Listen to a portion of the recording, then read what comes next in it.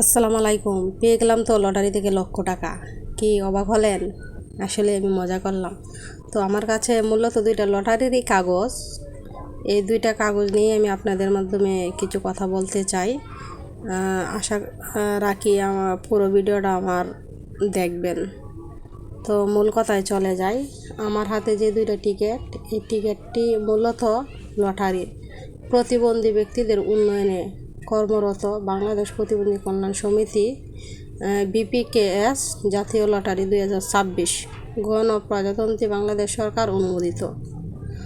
তো আমাদের বাংলাদেশে প্রতিবন্ধীদের নিয়ে আমাদের দেশ সবসময় কাজ করে, এমনকি বিদেশের মানুষও আমাদের এই প্রতিবন্ধী ভাই বোনদেরকে সবসময় সাপোর্ট করে থাকে।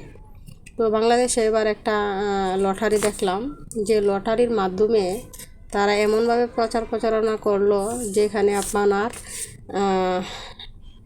130টির মতো পুরস্কার আছে।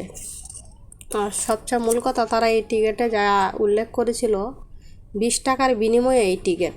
20 টাকা বিনিময়ে এই টিকিট মানে আপনার এই 20 টাকা কিন্তু জলে যাচ্ছে না। আমরা অনেকেই লোভে পড়ে বিভিন্ন ধরনের লটারি কিন্তু কিনি, ঠিক আছে? সেগুলা হঠাৎ এক দুজনের কাজে আসে বা কতজনের কাজে আসে তা জানি না, তবে বেশিরভাগ কাগজেই নষ্ট, কোনো কাজেই আসে না। আর আমাদের ইসলামের দৃষ্টিতেও এই লটারি কাটা গুনাহ। তবে আমার হাতে যে লটারিগুলো ছিল সেগুলো মূলত গুনাহ নয়, এখানে আপনার কিছু আছে। আমি মনে করি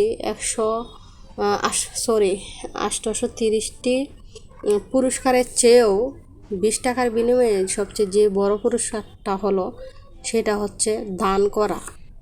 এই লটারিগুলো মূলত বিক্রি করছে জনগণের মাধ্যমে দানের উদ্দেশ্যে, যে লটারিটা নিয়ে যান আর 20 টাকা করে আপনারা প্রতিবন্ধীদের পাশে সাহায্যের হাত বাড়িয়ে দেন। আর এই সাহায্য কিন্তু মৃত্যুর পরও পাওয়া যায়। আমি মূলত সেই হিসাবটাই করলাম, যে আমি এখানে 830টি পুরস্কারের মাধ্যমে একটা আমি পেয়ে যেতে পারি বা লক্ষ টাকা পেয়ে যেতে পারি, তা নয়। এটা হচ্ছে মূলত দান, যেটা আপনি মৃত্যুর পরও পাবেন। তো এক্ষেত্রে আমি আপনাদেরকে রিকোয়েস্ট করতে পারি, আপনাদের জেলা উপজেলা বা যেখানেই পান প্রতিবন্ধী ব্যক্তিদের লটারিগুলো আপনারা কিনবেন, কারণ এটা আপনারা দান করতেছেন। শুধু যে আমি লক্ষ টাকা পাবো সেই আশা না করে আপনারা কিনবেন যে আমি দান করতেছি, তাদের পাশে আছি।